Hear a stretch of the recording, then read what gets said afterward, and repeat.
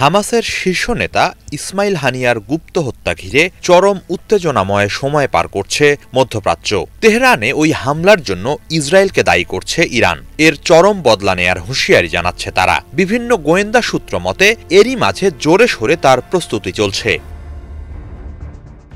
উদ্ভূত এ পরিস্থিতি নিয়ে যুক্তরাষ্ট্রের ডিফেন্স সেক্রেটারি লয়েড অস্টিনের সঙ্গে রবিবার ফোনে কথা বলেছেন ইসরায়েলের প্রতিরক্ষামন্ত্রী ইয়োয়াভ গ্যালান্ট।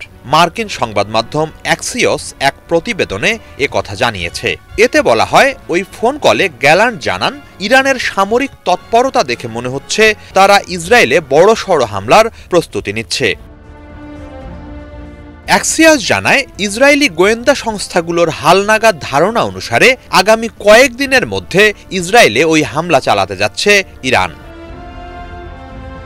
এ অবস্থায় ইরানের হামলা থেকে মিত্র ইসরায়েলের সুরক্ষা নিশ্চিতে দ্রুততার সাথে মধ্যপ্রাচ্যে একটি গাইডেড মিসাইল সাবমেরিন ও একটি যুদ্ধ বিমানবাহী রণতরী মোতায়েনের নির্দেশ দিয়েছেন লয়েড অস্টিন। এদিকে এরই মাঝে নতুন করে দক্ষিণ গাজার খান ইউনিসে আশ্রয় নেয়া মানুষজনকে অন্যত্র সরে যাওয়ার নির্দেশ দিয়েছে ইসরায়েলি বাহিনী। ওই এলাকায় নতুন করে হামলা শুরু করেছে তারা।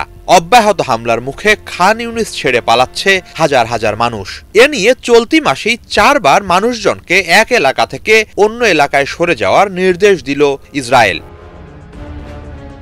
রবিবার জাতিসংঘের ফিলিস্তিনি শরণার্থী বিষয়ক সংস্থা উনরা জানায়, গত কয়েকদিনে ইসরায়েলি হামলার মুখে গাজার দক্ষিণ পশ্চিমাঞ্চল থেকে ৭৫,০০০-এরও বেশি মানুষ অন্যত্র সরে যেতে বাধ্য হয়েছে। উনরার কমিশনার ফিলিপ ল্যাজারিনের মতে, চলমান যুদ্ধে গাজার মানুষ কার্যত ফাঁদে পড়ে গেছে। অন্যান্য যুদ্ধে মানুষজনের কোথাও না কোথাও যাওয়ার জায়গা থাকলেও গাজাবাসীর সেই সুযোগ নেই।